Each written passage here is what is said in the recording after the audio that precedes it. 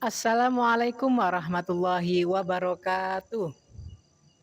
Perkenalkan, saya Zakaria Faris. Pada kesempatan kali ini, saya berada di daerah yang bernama Kali Tanjung, yaitu salah satu daerah yang berada di kota Cirebon.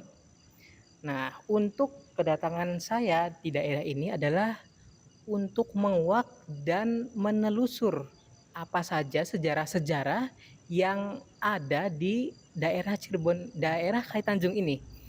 Eee, Pada kesempatan kali ini, saya memiliki kesempatan untuk mewawancarai salah seorang tokoh masyarakat yang menjabat sebagai Ketua DKM Masjid Syekh Birawa. Namanya adalah Bapak Salman Khairuddin. Selamat malam Pak Salman.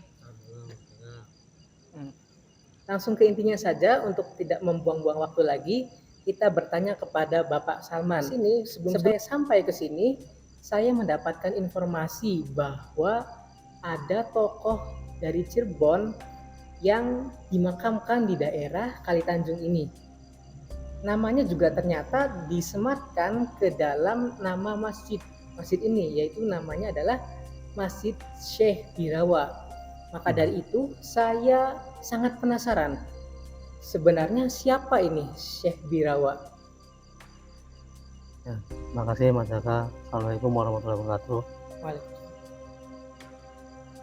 Langsung saya tanggapin dari pertanyaan Mas Jaka tadi. Sebelumnya terima kasih atas kunjungannya di Masjid Jami Syekh Birawa ini. Apalagi dalam rangka ini untuk juga mensiarkan daripada cerita leluhur Cirebon ini, terutama di daerah kami di Kali Tanjung. Apa yang tadi disebutkan tadi mengenai masalah hubungan daripada Masjid Syekh Birawa dan salah satu tokoh Cirebon yang disebut sama dengan nama masjidnya itu Birawa. Sedikit mungkin ilmu yang saya tahu dan dari cerita-cerita orang tua sesepuh juga yang sudah mendahului kita, mungkin agak panjang sedikit, tapi saya bisa ringkas apa yang tadi dipertanyakan, hubungan antara Masjid Syekh Birawa dan ketokohan daripada Birawa. Di sini mungkin pertama-tama mungkin diceritakan terlebih dahulu apa itu atau siapa itu Birawa. Birawa ini kalau sepengetahuan saya, apa yang diceritakan dari orang tua dan salah satu tokoh keraton juga di Masnun sebagai lurah keraton. Cerita juga mungkin banyak versinya, tapi yang menurut saya versi yang saya sampai kepada saya itu bahwasanya Raden Birawa ini putra daripada Nyimas Sukati ya, putra dari Nyimas Sukati, yaitu yang tidak lain adalah ponakan dari Prabu Siliwangi ya. Dari Nyimas Sukati ini dari kakaknya Prabu Siliwangi. Jadi Birawa, Raden Birawa ini mungkin tidak jauh usianya dengan Prabu Walangsungsang atau adanya itu Rara Santang. Jadi Raden Birawa ini sama juga, misalnya berhubungan dengan di Keraton Pajajaran di daerah Galuh atau ya di Pakuan. Nah, zaman itu mungkin abad 14 akhir atau abad 15 sudah ada masyarakat Cirebon ini yang bagian udah terutama di pesisir itu ya memeluk agama Islam dengan ketokohannya yang sangat masyhur yaitu Syekh Datul Kafi. Nah, Syekh Datul Kafi ini murid-muridnya banyak ya, di antaranya itu Raden Walangsungsang dan Sri Rara Santang. kakak adik ini daripada putra putri dari Bapak Prabu Siliwangi. Selanjutnya Raden Walang Sungsang dan Rara Santang ini berguru kepada Syekh Datul Kahfi, dan itu sudah istilahnya mendalami ilmu agama secara luas, dan mungkin pada sesepuh dari Pajajaran, terutama daripada pandita pendeta atau yang menguasai ilmu-ilmu agama daripada mazhab atau penyembah dari Sang Hyang. Dulu mungkin disebutnya menyembah Sang Hyang, atau bisa jadi agama Hindu ya. Kalau Sang Hyang itu kan yang Maha Esa itu ya, Tuhannya itu Sang Hyang. Termasuk guru-gurunya Prabu Kian Santang itu, kalau nggak salah itu pandita Datu Prana, atau satu lagi gurunya itu Danu Warsi ya, pandita Danu Warsi. Nah, setelah mungkin mengetahui di Cirebon ada pengembala yang disebut ulama daripada Syekh Datul Kahfi, belajar juga itu. Habis daripada istilahnya berguru kepada Danu Warsi itu, Walang Sungsang dan Rara Santang ini pergi Cirebon dan belajar agama di Syekh Datul Kahfi. Kemungkinan karena merasa masih saudara, Syekh atau Raden Berawa ini ikut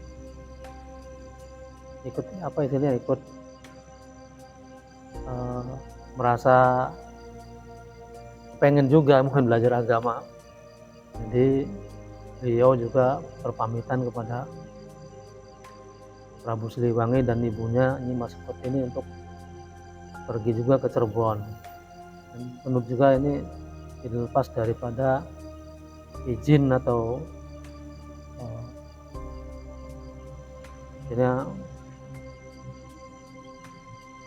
ya disebut izin juga kepada gurunya itu Pandita Datu Prana. Menurut cerita daripada sepuh atau kuwu lurah, bukan kuwu ya, lurah keraton itu, Raden Berawa sebelum pergi ke Cirebon itu dinikahkan dulu dengan anaknya Pandita Datu Prana yang disebut sebagai Nyi Roro atau Nyi Roro Sukma, Nyi Roro Sukma ya, Nyi Roro Sukma. Akhirnya dinikahkan dan menuju ke Cirebon untuk bertemu dan misalnya menjumpai saudaranya yang sudah lama berguru ke Syekh Datul Kahfi, yaitu Raden Walang Sungsang dan Nyai Rara Santang. Nah, di sini juga di Cirebon beliau Raden Birawa dan istrinya ini rupanya belajar juga, karena tertarik dengan agama Islam. Alhamdulillah ya, karena merasa cocok dengan ajaran agama Islam, akhirnya bersama-sama dengan Raden Kian Santang dan Rara Santang mengembangkan agama Islam di Cirebon. Nah, selanjutnya kenapa di Kali Tanjung ini ada sampai masjid? Ya, ada kemungkinan masjid di Syekh Berawa itu ya karena itu berbarengan dengan penyebaran agama Islam khususnya di wilayah selatan Keraton Cirebon atau Cirebon ya. Nah, yang saya ketahui masjid ini dulu ya waktu saya kecil juga sudah ada, walaupun bangunannya belum sebangun sini, tapi keaslian atau pertama yang dari peninggalannya itu masih ini apa orsinil ya. Cuma ini sekarang bangunnya sudah dibongkar total. Ya memang sayangnya tidak sampai apa melindungi dari sifat-sifat dari kebudayaan, artinya sudah meninggalkan jejaknya daripada masjid yang aslinya. Ya sayangnya gitu. Cuma ya alhamdulillah keberkahannya mungkin banyak di sini masyarakat Tanjung dengan adanya keberadaan Berawa. Dan cerita yang tadi juga mungkin berlanjut dengan adanya, karena saya yang tahu itu di pemakaman Kali Tanjung tuh gedenya itu ada dua itu yang kita sering ziarah itu ya, yang satu Syekh Berawa, yang satu Pangeran Mungsi. Nah, setelah saya listrik, saya korek cerita-cerita orang dulu dan juga Lurah Keraton, itu ternyata Pangeran Mungsi itu masih keturunan keraton ya, dari Cirebon juga. Yang satu angkatan dengan Pangeran Kejaksan menurut cerita dari Lurah Keraton itu. Jadi Pangeran Mungsi ini sebetulnya namanya itu Pangeran Martakusuma itu. Martakusuma. Jadi Pangeran Martakusuma itu menikah dengan atau dinikahkan dengan anaknya Teh Berawa atau Raden Berawa yang bernama Nyimas Sekar Kemuning. Itu ya anaknya Teh Raden Berawa, namanya itu Nyimas Sekar Kemuning. Jadi Nyimas Sekar Kemuning menikah dengan Pangeran Mungsi atau Pangeran Martakusuma. Nah, Pangeran Martakusuma dengan Nyimas Sekar Kemuning mempunyai putri atau mempunyai anaknya, itu namanya Nyimas Kali Tanjung. Ya itu sekedar sekelumit yang saya ketahui cerita daripada ya dari Panjen Mas Jaka, apa hubungannya dengan Syekh Berawa, dengan tokoh yang makamnya itu terkubur di sebelahnya masjid itu ya. Jaraknya nggak jauh, sekitar 50 meter dari masjid atau lebih sedikit ya. Pangeran Mungsi atau Pangeran Martakusuma sama Syekh Berawa dikuburkan atau makomnya itu tidak jauh dari masjid Syekh Berawa. Jadi mungkin masjid ini sebagai syiar dulu waktu Raden Berawa menyebarkan agama Islam khususnya di wilayah Kali Tanjung dan sekitarnya. Jadi itu kayak sekedar kelumit cerita daripada yang saya ketahui, hubungan daripada sejarahnya Kali Tanjung, Nyimas Kali Tanjung dengan Syekh Berawa. Jadi intinya itu ya, masjid ini yang saya ketahui kenapa disebut Masjid Syekh Berawa, karena yaitu yang paling punya jasa dan berkecimpung dalam bidang agama di Kali Tanjung ya disebut Teh Berawa. Tapi kalau zaman dulu ada sebutannya juga di samping Teh Berawa itu kalau orang sini disebutnya Ki Gede Geseng. Ya, Ki Gede Geseng itu sebutan daripada Teh Berawa. Itu zaman saya kecil juga sudah banyak sebutannya begitu. Jadi, ya, insya Allah apa jasa-jasa daripada Teh Berawa ini insya Allah dirasakan sama masyarakat Tanjung hingga mempunyai karomah insya Allah bisa berkah untuk masyarakat Kali Tanjung khususnya. Kalau dari saya ya, barangkali ada yang ditanyakan lagi atau Nah, iya, ternyata luar biasa. Ada banyak sejarah yang berada di daerah Kali Tanjung ini yang sebenarnya saya sendiri baru tahu sekarang terkait bangunan masjid. Saya ingat bahwa ada bangunan keraton atau bangunan masjid yang di daerah keraton itu terdapat barang-barang masa lampau atau artefak seperti piring-piring yang dari zaman dulu itu yang ada warna-warnanya yang ditempel di dinding-dinding. Tapi juga tadi telah dijelaskan bahwa masjid ini telah dibangun ulang secara total.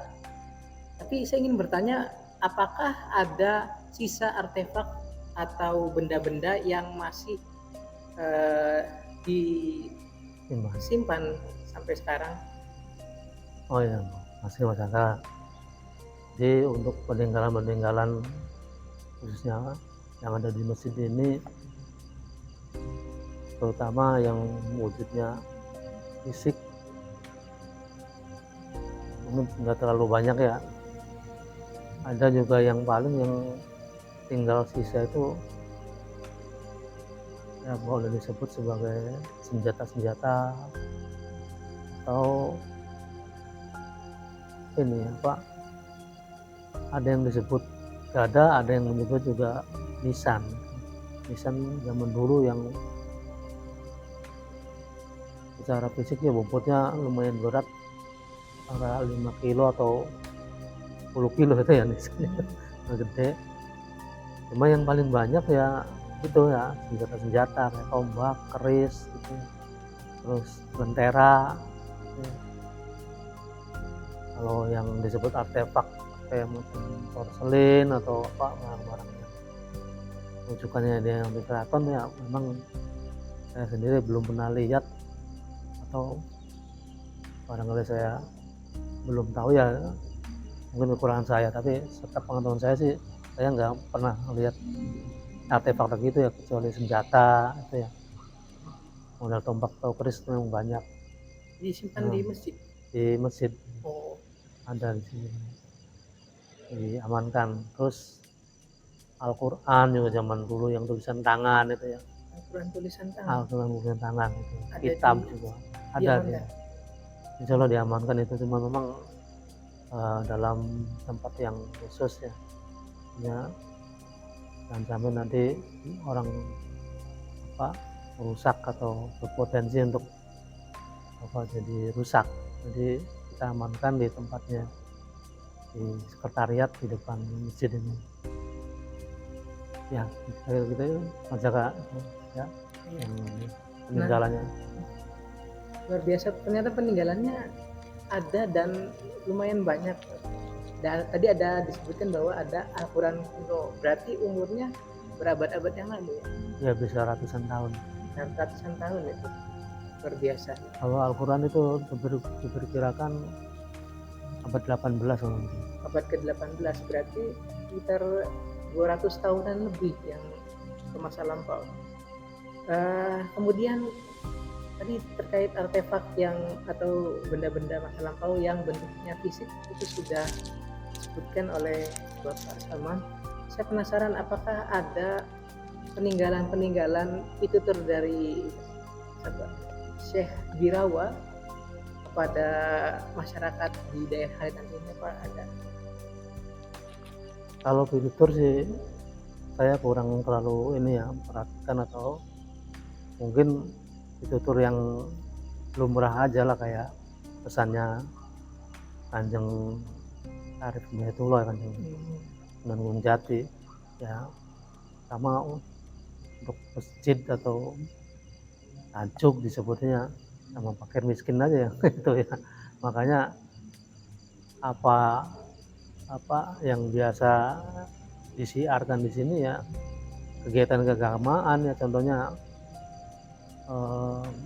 malam satu suro ya, itu ada acara-acara yang biasa kebudayaan itu, ada satu suro ya, maulid ya, tuh di Sa'ban itu dari dulu tuh kegiatan-kegiatan yang sifatnya keagamaan udah ada, apalagi yang mengikutinya. Contoh ya, kalau misalnya malam nisfu Sa'ban itu samping kita berdoa itu sebelumnya tuh mandi itu apa sumur, atau ya itu budaya-budaya itu yang budaya yang dari zaman dulu itu ya, yang mungkin untuk membersihkan diri dengan cara mandi 7 sumur itu, atau kalau malam apa, maulid itu kan baca sakral, terus nyuci apa sih senjata-senjata dibersihin sama dikasih minyak itu kan ya, diantaranya gitu. Kalau pitutur saya kurang terlalu ini ya, soalnya mungkin udah banyak yang hilang sekarang, orang sekarang banyak apa budaya-budaya yang ya boleh dikatakan yang bisa menghilangkan budaya-budaya asli daripada Kali Tanjung atau budaya Islam sendiri.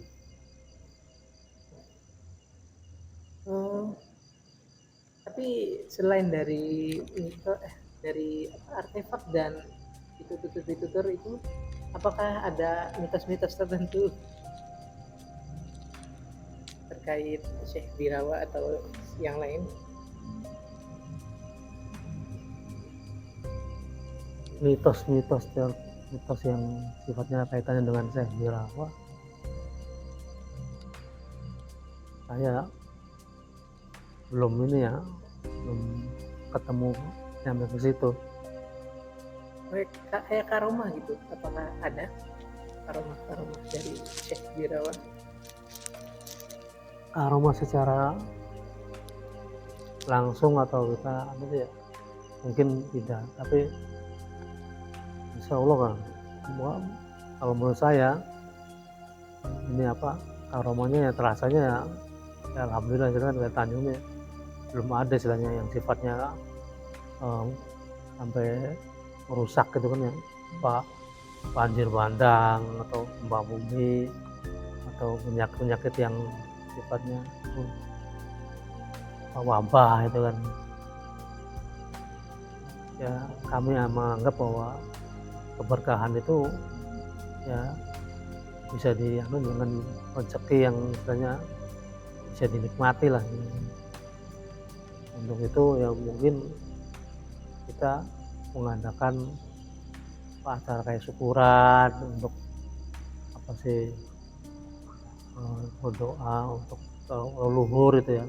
Biasanya kalau bulan Maulid itu selain serakalan tuh kita mengadakan acara sedekah bumi ya, intinya sih berdoa ya, paling isinya baca tahlil atau zikir itu ya di makomnya Pangeran Mungsi itu. Kalau tiap bulan minggu ketiga Maulid kalau nggak salah itu ada acara sedekah bumi ya. Intinya kita bersyukur dan meminta keberkahan ya, khususnya di Kampung Kali Tanjung Ya, itu Mas. ternyata luar biasa sekali dari sejarahnya mengapa masjid ini diberi nama Syekh Birawa hingga kaitannya dengan penyebaran Islam sangat luar biasa dari Abad ratusan 16. tahun yang lalu Ya, abad hingga 15. sekarang masyarakat Kali Tanjung sekarang sudah mayoritas muslim ya. Insya Allah hampir 99%. Hampir 99% mayoritas penduduk daerah Kali Tanjung di Kota Cirebon termasuk ke dalam muslim. Subhanallah. Mungkin itu saja kegiatan wawancara saya kali ini. Kurang lebihnya saya mohon maaf. Wassalamualaikum warahmatullahi wabarakatuh. Waalaikumsalam warahmatullahi wabarakatuh.